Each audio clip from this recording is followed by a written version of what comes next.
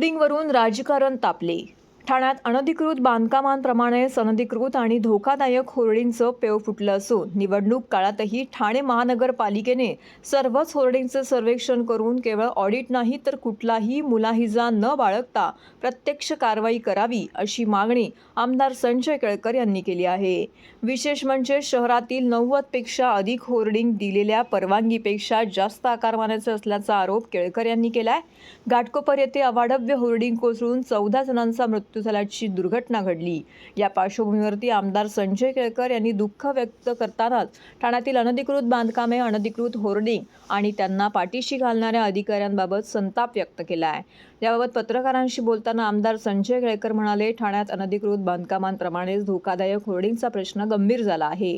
मुख्यमंत्र्यांनी अशा होर्डिंगचे सर्वेक्षण करून धोकादायक आणि अनधिकृत होर्डिंग्स तातडीने हटवून संबंधितांवरती कारवाई करण्याचे आदेश दिले आहेत. ठाणे महानगरपालिकेने देखील यावर मागे राहू नये. निवडणूक असली तरी प्रशासनाने शहरात सर्वेक्षण करून धोकादायक आणि अनधिकृत होर्डिंगवरती कारवाई करावी अशी मागणी आमदार संजय केळकर यांनी केली आहे. मुंबईमध्ये अनधिकृत होल्डिंगच्यामुळे जे मृत्युमुखी पडले ही निष्पाप लोक होती आणि त्याबद्दल मी अत्यंत तीव्र असं दुःख व्यक्त करतो, वेदना व्यक्त करतो. खरं म्हणजे त्या ठिकाणची सिस्टीम जी आहे ती त्या वेळेला जर जागी झाली असती तर हे मृत्यू झाले नसते. अर्थात चौकशी अंती योग्य तो निर्णय त्या ठिकाणी निश्चितपणे होईल. माननीय मुख्यमंत्री आणि माननीय उपमुख्यमंत्री यांनी चौकशीचे आदेश दिलेले आहेत. ठाण्याला देखील अनधिकृत बांधकामाच्या सारखंच अनधिकृत होल्डिंगचं देखील पेव आणि त्याच्यामुळे माननीय मुख्यमंत्र्यांनी तर आदेश दिलेले आहेत की महाराष्ट्रभर अशा प्रकारचे जे होल्डिंग असतील त्याची ताबडतोब त्याचा सर्वे करा आणि ते अनधिकृत होल्डिंग जे आहेत ते काढण्याचे पण आदेश त्यांनी दिलेले आहेत. त्याच्यावर कारवाई करण्याचे पण आदेश दिलेले आहेत. आणि त्याच्यामुळे माझी अपेक्षा आहे की ठाणे महापालिका पण याच्यामध्ये मागे पडता कामा नये. ताबडतोब निवडणुकीचा काळ असला तरी अशा प्रकारचे गंभीर अपघात होतात. पावसाळा तोंडावर आहे आणि त्याच्यामुळे केवळ ऑडिट नाही तर प्रत्यक्ष कारवाई जी आहे ती अशा प्रकारच्या अनधिकृत होल्डिंगच्या बाबतीत केली गेली पाहिजे. फुकाचे जीव या ठिकाणी मृत्युमुखी पडतात.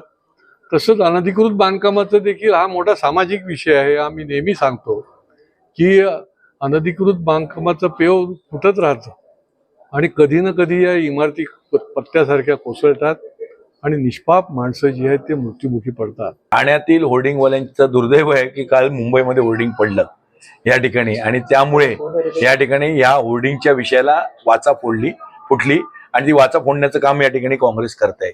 वारंवार सातत्याने आम्ही गेली 5 वर्ष या होर्डिंगच्या विरोधात आवाज उठवलेला आहे.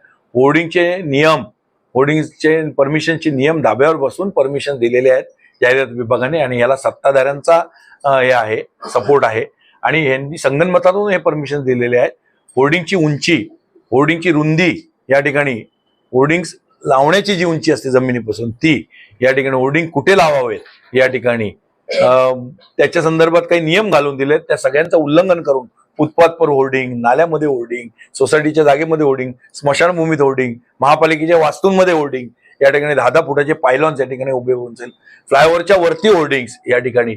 अशा प्रकारे ह्या होर्डिंग्समुळे नुसतं रस्त्यावरच्या लोकांचे जीव धोक्यात नाहीत तर वाहनांनी जाणारे जे ड्रायव्हर्स असतात, वाहन चालवणारे जे ड्रायव्हर असतात त्यांचं लक्ष विचलित झाल्यामुळे या ठिकाणी तिथेही ऍक्सिडेंट होऊ शकतात आणि जीवित आणि मोठ्या एखाद्या मोठ्या रेक्टरचा जर भूकंप किंवा मोठ्या ह्याने जर हे आला, जर वारा आला, सोसायटी किंवा वादळ झालं, सगळे होर्डिंग्स भुईसा पडवतील आणि शेकडो लोक, लाखो लोक उद्या मरतील याच्यात.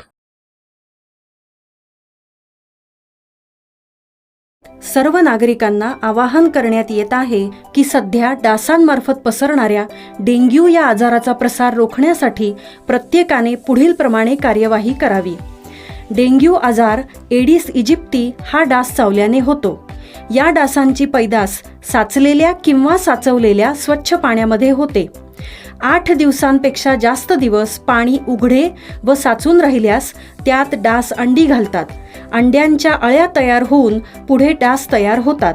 यासाठी आपल्या घरातील पाणी साठे, उदाहरणार्थ बॅरल्स, पिंपे, टाक्या, हौद, रांजणे इत्यादी दर आठवड्याला रिकामे करून घासून पुसून कोरडे करून पुन्हा भरावे. एक दिवस कोरडा दिवस म्हणून पाळावा. पाणी साठ्यांना घट्ट झाकणे बसवावीत किंवा जुनी साडी, चादर, धोतर यांनी बांधून झाकून ठेवावीत, म्हणजे डास त्यात जाऊन अंडी घालणार नाहीत. घराच्या गच्चीवर, आजूबाजूला, अंगणात कोठेही पाणी साचू देऊ नये. भंगार सामान उघड्यावर टाकू नये. उदाहरणार्थ टायर्स, प्लास्टिक सामान, कुंड्या, टाकाऊ वस्तू इत्यादी. अशा सामानात पावसाचे पाणी साठून त्यात डेंग्यूच्या डासांची पैदास होते. घरातील कूलर्स, फ्रीजच्या पाठीमागील ट्रे हे देखील वेळोवेळी कोरडे करावेत. लक्षात ठेवा, नुसत्या फवारणीने डास घनता कमी होत नाही, तर त्यासाठी डास पैदास ठिकाणे नष्ट करणे ही आपल्या सर्वांची जबाबदारी आहे. कोणताही ताप अंगावर न काढता जवळच्या शासकीय रुग्णालयात मोफत औषधोपचार घ्या. अशा प्रकारे नागरिकांनी सहकार्य केल्यास डेंग्यूचा प्रसार रोखणे सहज शक्य आहे.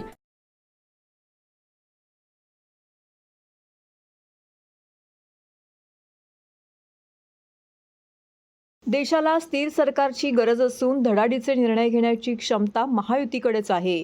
त्यामुळे आगरी भूमिपुत्रांच्या समस्या सोडवण्यासाठी या लोकसभा निवडणुकीत भाजप, शिवसेना, राष्ट्रवादी काँग्रेस, रिपाई महायुतीला बिनशर्त पाठिंबा देण्याची घोषणा आगरी सेनेचे प्रमुख राजाराम साळवी यांच्या मार्गदर्शनाखाली सरचिटणीस मेघनाथ पाटील यांनी ठाण्यात आयोजित केलेल्या पत्रकार परिषदेमध्ये केली.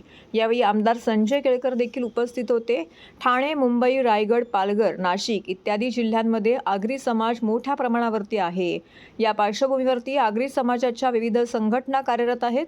त्यातीलच एक असलेल्या आगरी सेनेने आपला बिनशर्त पाठिंबा भाजप, शिवसेना, राष्ट्रवादी महायुतीला जाहीर केल्याने महायुतीच्या उमेदवारांचे पारडे जड झाले आहे. देशाला स्थिर सरकारची गरज असून धडाडीचे निर्णय घेण्याची क्षमता महायुतीकडेच आहे. त्यामुळे आगरी भूमिपुत्रांच्या समस्या सोडवण्यासाठी महायुतीला पाठिंबा देत असल्याचं पत्रकार परिषदेमध्ये उपस्थित असलेल्या आगरी सेनेच्या नेत्यांनी सांगितले. दरम्यान आमदार केळकर यांनी नरेंद्र मोदी यांना पुन्हा एकदा पंतप्रधान करण्यासाठी जनमानसातील सर्व वर्गाचा पाठिंबा मिळत असताना आता भूमिपुत्रांची संघटना असलेल्या आगरी सेनेचाही पाठिंबा लाभल्याने महायुतीची ताकद कैक पटीने वाढली असल्याचं सांगितले. आज आगरी सेनेने की या चारही जिल्ह्यामध्ये जी संघटना गेली 35-36 वर्ष कार्यरत आहे, यांनी आमच्या महायुतीला भरभक्कम असा पाठिंबा जाहीर केलेला आहे. हजारो कार्यकर्ते त्यांचे या चारही ठिकाणी आहेत. मग ठाणे, पालघर, कल्याण, भिवंडी, नाशिक या ठिकाणी महायुतीचे उमेदवार उभे आहेत आणि मुंबईला देखील महायुतीचे उमेदवार उभे आहेत की ज्या ठिकाणी कार्यरत अशी संघटना आगरी सेना आहे. ही तिसऱ्या वेळेला पाठिंबा महायुतीला दिलाय आणि मी त्याचं स्वागत करतो. आदरणीय नरेंद्र मोदीजी या देशाच्या प्रधानमंत्रीपदी पुन्हा एकदा बसले पाहिजेत आणि देशाची एकता, अखंडता आणि देशाला विकासाकडे नेण्याच्या दृष्टीने त्यांनी हा पाठिंबा जाहीर केल्याबद्दल मी त्यांच्या पाठिंब्याचं स्वागत करतो. भूमिपुत्रांना महायुतीच न्याय देऊ शकते हे या ठिकाणी या माध्यमातून देखील यामुळे अधोरेखित झालेलं आहे. आज आगरी सेनेच्या वतीनं मी आगरी सेनेचा सरचिटणीस या नात्यानं आगरी सेना प्रमुख श्री राजाराम साळवी साहेब यांच्या वतीने जाहीर करतो की महायुतीचे जो जो उमेदवार आहे तो उमेदवार नसून प्रत्येक ठिकाणी मोदी साहेबच उभे आहेत हे लक्ष ठेवूनच संपूर्ण आगरी सेनेने महायुतीचे सर्वात जास्त उमेदवार निवडून आणण्यासाठी हा बिनशर्त पाठिंबा हा जाहीर केलेला आहे. ज्या वेळेला प्रचार बनतो तेव्हाच खरा प्रचार असली चालू होतो.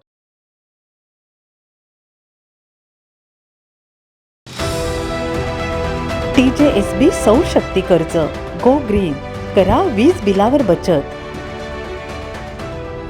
आकर्षक व्याजदर, 84 महिने परतफेड कालावधी, 80% लोन, व्यावसायिक आणि उद्योजकांकरता सुद्धा. अधिक माहितीसाठी तुमच्या जवळच्या शाखेला भेट द्या किंवा संपर्क साधा. 1800-223-466 आणि 1800-266-3466.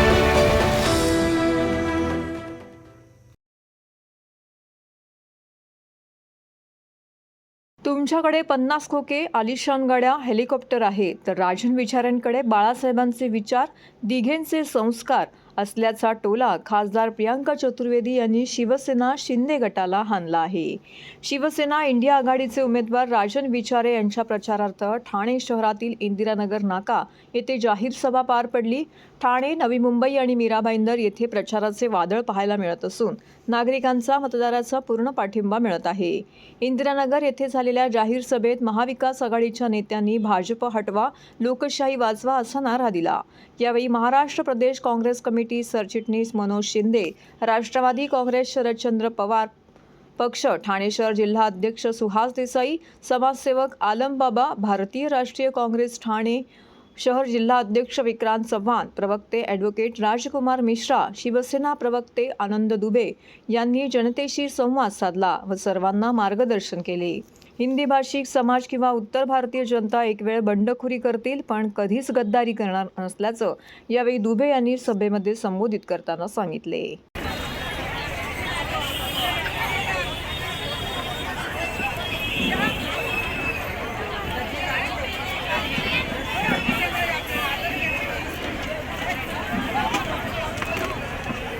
साथ कंधे से कंधा लगा के ये लड़ाई लड़ रहे हैं, तो आप सभी को मेरा प्रणाम है. 3 शब्दों से शुरू करूंगी. पहले 3 बार आप सबसे एक रिक्वेस्ट करूंगी, जोर से बोलिए, जय महाराष्ट्र, जय महाराष्ट्र, जय महाराष्ट्र.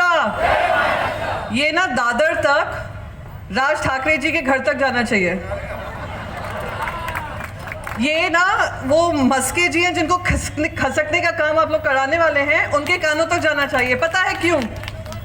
पता है क्यों?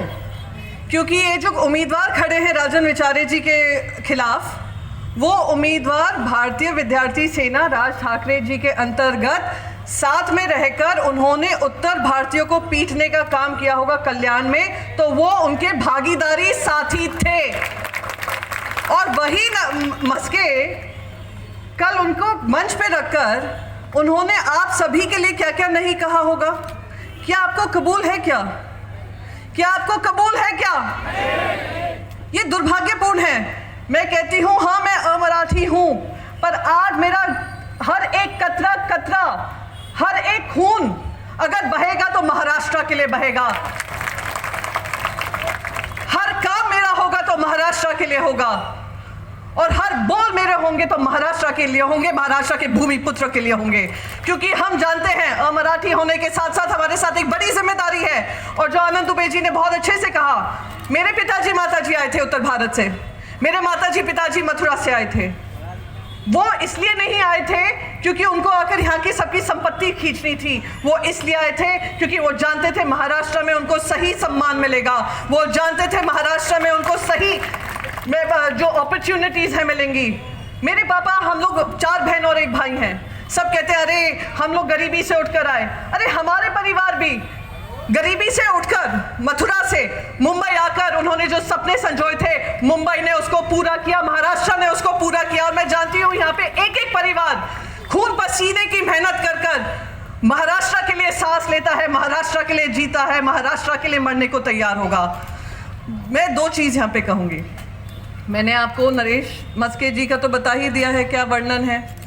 कुछ दिन पहले राजन जी शायद पता है कि नहीं, मैंने जो स्पीच दी थी जिसके बारे में आप सबने वर्णन किया है, मैंने कहा गद्दारी होगा, माथे पे गद्दारी तो लिखेगी ना. अब मीर जाफर की औलादें कहती हैं, 9वीं 10वीं उनकी पीढ़ी है, वो कहते हैं एक ही हम कलंक अपने सर से नहीं मिटा पा रहे. 250 साल पुरानी ये बात बता रही हूँ. 250 साल से जो पीढ़ियाँ चली आ रही हैं वो कहती हैं हम बताते नहीं हैं हम मीर जाफर के परिवार के हैं, क्योंकि वो गद्दारी का सिक्का हमारे सर पे है. उनको दीवार की एक डायलॉग से तकलीफ हुई, तो मैं दीवार का एक और डायलॉग सुनाकर जाऊंगी आज. और क्योंकि आज मैं थाने में हूँ, क्योंकि आज मैं एकनाथ शिंदे जी की कॉन्स्टिट्यूएंसी में हूँ, इसलिए मैं बोलूँगी. दीवार में एक और डायलॉग था. 2 भाई आपस में खड़े होते हैं, वो कहते हैं मेरे पास ये है, वो है, फलाना है, ढिमका है.